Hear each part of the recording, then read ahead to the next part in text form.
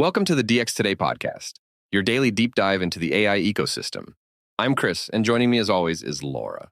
Chris, I have been waiting all morning to talk about this one with you because the more I sit with this story, the more I think people are underselling exactly how big a move it really is. Okay, you have officially hooked me before I even said the topic, so go ahead and tell our listeners what you were talking about and why your eyebrows are doing that thing they do. Anthropic just acquired a 4-year-old New York startup called Stainless for more than $300 million. And that company quietly writes the software development kits that ship inside OpenAI, Google, Cloudflare, Runway, and a long tail of others. So when you say software development kits, just so everybody's on the same page here, we are talking about the libraries that developers actually install when they want to call an API from Python or TypeScript or Go, right? Exactly right. And that detail is the whole story because every single time a developer types pip install OpenAI or npm install at Google/generative AI, the package they pull down is built by a tool that Anthropic now owns. That is wild when you actually think it through, because the public conversation about AI infrastructure is always about chips and data centers and energy. And almost nobody talks about the glue layer that connects developers to these models in the first place. Yes, and that is exactly why this acquisition is sneaky brilliant. Because Stainless lives in the most boring, most invisible part of the developer stack. And that is precisely the part that is the hardest to rip out once it is in place. Let's back up for a second and talk about how this company even got started, because I think the founder story actually tells you a lot about why the technology ended up being so valuable to the entire industry. Stainless was founded in 2022 by Alex Rattray, who is an economics major from UPenn who picked up programming, joined Stripe, and worked on the developer platform team that built the system powering Stripe's official client SDKs. And Stripe is famous in developer circles for having basically the gold standard API and SDK experience. So this guy was sitting at the absolute origin point of the modern playbook for how to ship a great developer interface. Right, and at Stripe he learned a painful lesson, which is that every API needs roughly 7 SDKs in 7 different languages, and somebody has to hand-maintain every single one of them forever, which is a brutal engineering tax. That sounds like the kind of soul-crushing maintenance work that nobody wants to own. And it is also the kind of work where mistakes cause real downstream pain for thousands of customers who depend on these libraries working correctly. Exactly. And after he left Stripe, he kept getting asked by other companies to recreate that Stripe-caliber SDK experience for their APIs. So he built Stainless to automate the whole thing using an AI-powered compiler that ingests OpenAPI specs. So the magic trick is you describe your API once in a standard format called OpenAPI, and Stainless spits out polished, idiomatic SDKs in Python, TypeScript, Kotlin, Go, Java, and a handful of other languages, all kept in sync as your API changes. And that is the part that turns this from a cute developer tool into critical infrastructure. Because keeping 7 SDKs in sync with a rapidly evolving frontier model API by hand is essentially impossible at the pace these AI companies move. Which means OpenAI, Google, Cloudflare, Runway, and Meta all looked at this problem, decided not to build it themselves, and instead handed the keys to a tiny independent startup that quietly became load-bearing for the entire AI economy. And reportedly, millions of AI developers download Stainless-generated SDKs every single week, which is the kind of distribution that you cannot buy, and that gives Anthropic an insane amount of strategic optionality going forward. Okay, so let's get into what Anthropic actually plans to do with this thing, because there is a version of this story where they just keep it running as a neutral service. And there is a much more aggressive version. They pick the aggressive version, Chris, and this is the part that I think people should really sit with. Because Anthropic confirmed to TechCrunch that they are winding down all hosted Stainless products and restricting access exclusively to their own internal teams. So in other words, OpenAI and Google and Cloudflare and everybody else who currently relies on Stainless to ship their SDKs is being politely escorted out of the building over the next several months with no real continuity plan. Anthropic did say that existing customers will still own the SDKs that have already been generated, and they can modify them however they want. But going forward, those companies need a brand new plan, and they need it relatively quickly. That is a meaningfully different posture from your typical talent acquihire, where the buyer usually keeps the public product alive at least for a transition period to avoid making enemies. And Anthropic is just saying, nope, we are taking this in-house. And that tells you everything about how Anthropic views the strategic value of this asset. Because the value is not the revenue from the existing customers. The value is denying rivals a tool that they were quietly building entire developer experiences on. So what are the alternatives if you're sitting at OpenAI or Google right now and you just found out that your SDK pipeline is going away? What do you reach for next? And how painful is that transition actually going to be? The leading options people are pointing at are Speakeasy, which is a direct competitor with similar open API-based code gen, LibLab, which plays in the same space, and the open source Open API Generator project, which is free but generally produces less polished output.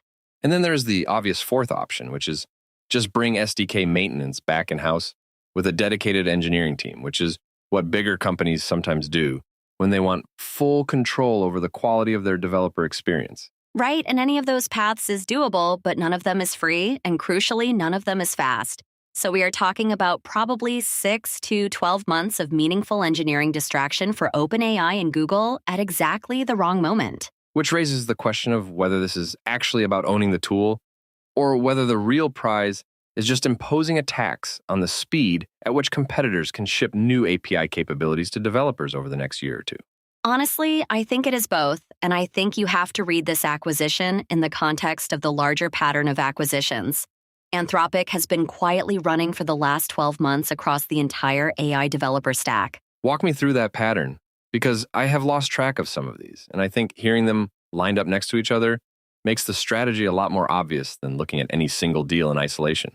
So you have Bun, which is the JavaScript runtime that competes with Node and Dino. You have Vercept, which is a computer use agent company. You have Coefficient Bio, which is in biotech tooling, and now Stainless on the SDK layer. When you lay them out like that, you can see Anthropic is not buying products. They are buying control points. And every one of these companies sits at a choke point that touches a huge number of developers, regardless of which model they prefer. Exactly. And the thesis appears to be that if you own enough of the layers underneath the AI application stack, then Claude becomes the default model, not because it is necessarily the best on any given benchmark, but because everything else just works better with it. This is a very different playbook from what OpenAI has been running, which has historically been a model-first, consumer-first playbook, with ChatGPT as the flagship and the API as a sort of secondary, monetization-friendly distribution channel. Yes, and you can see why Anthropic is going this direction because they do not have the consumer brand power of ChatGPT, and they probably never will. So they have to win in a different game, and that game is enterprise and developer infrastructure. And the timing on this is fascinating because all of this is happening while Anthropic is reportedly closing a $30 billion funding round at a $900 billion valuation, which would actually put them above OpenAI for the first time ever. Right, and their annualized revenue has reportedly grown from $9 billion to over $44 billion in roughly 6 months, which is the kind of growth curve that lets you make $300 million infrastructure bets without anybody really blinking at the price. Let me play devil's advocate for a minute here because I want to make sure we are not getting carried away with the strategic narrative, because there is a real argument that this is just buying a glorified code generator that anybody could rebuild. That is a fair pushback, Chris, and you are right that the underlying problem of generating SDKs from an API spec is not some unsolvable computer science mystery, and there absolutely are competent teams who could replicate the core functionality in a year. So what is the actual moat here? Because if Speakeasy and LibLab already exist and the open source Open API generator is right there, then this looks more like a speed bump than a fortress that competitors really need to worry about. I think the moat is 2 parts, and neither part is the code itself, which is interesting because the first part is the accumulated taste, and the second part is the relationships with the API teams at every major AI company. When you say taste, what do you actually mean by that? Because that is the kind of word that engineers throw around, but that does not always translate into something concrete that you can point at on a balance sheet or in a product spec. Taste in this context means thousands of opinionated decisions about naming, error handling, retry logic, pagination, streaming, type safety, and ergonomics that make the difference between an SDK that feels like a Stripe SDK and one that feels like garbage. That actually does matter a lot. Because if your SDK is the first thing a developer touches when they integrate with your model, then the entire emotional impression of working with your API gets set in those first 30 seconds of writing code. Exactly. And that initial impression carries forward through every single line of code that team writes against your API for the next 2 or 3 years. So getting it right is worth far more than just the time it saves. Okay, I am now more sympathetic to the $300 million number, especially if you compare it to what Anthropic would have to spend to assemble an equivalent team from scratch and then wait 2 years for them to build the institutional taste. And the second part of the moat is the relationships, because the Stainless team has been embedded with the API teams at OpenAI, Google, Meta, Cloudflare, and others for years, and they know exactly what those teams care about and where the failure modes are. Which means Anthropic is essentially buying a giant set of competitive intelligence about how all of their rivals think about the developer experience and what their internal roadmaps look like, which is a benefit that is very hard to put a number on. I would not be shocked if the competitive intelligence angle alone justifies a significant chunk of the price tag. Because in a market this fast-moving, knowing how your rivals are thinking about developer surface area 6 months out is genuinely worth a fortune. Let's zoom out and talk about what this means for the broader developer platform wars. Because I think we are watching the early stages of something that will look a lot like the cloud wars, but compressed into a 2 or 3 year window. Yes, and the parallel I keep coming back to is AWS in the early 2010s, where the winning move was not just having great compute, it was wrapping that compute in 1,000 little services that became sticky for developers in ways that were hard to unwind. And the AI version of that 1,000 services strategy is exactly what Anthropic seems to be assembling, where the model is just one piece, and the runtime, the agent framework, the SDKs, and the deployment tooling all get pulled into the same gravity well. Right, and the goal is that 2 years from now, if you are a startup founder deciding which model to build on, the decision is not really about benchmarks anymore. It is about which ecosystem you want to live inside for the long haul. And once your team has standardized on Bun for runtime, on Stainless-generated SDKs, on Anthropic's agent framework, and on a bunch of Anthropic-adjacent tooling, the cost of switching to OpenAI or Google becomes enormous, even if their models are technically better. That is exactly the lock-in calculus that Anthropic is playing for. And I think the smartest thing about the strategy is that it does not require Claude to win on raw intelligence. It just requires the surrounding ecosystem to win on convenience. Which is honestly a much more durable bet than just trying to stay ahead on benchmarks. Because benchmark leads in this industry have been measured in weeks and not years. And you cannot build a defensible business on a 6-week head start. And the last thing I will say is that the entire industry is going to be watching the Stainless win down very closely, because how Anthropic handles the transition will signal exactly how aggressive they are willing to be against their direct competitors going forward. If I am sitting at OpenAI or Google this week, I am probably standing up a small task force whose entire job is to make sure I never get caught flat-footed by an infrastructure denial move like this one again in the future. And honestly, that defensive posture is going to drive a wave of follow-on M&A across the AI developer tool space.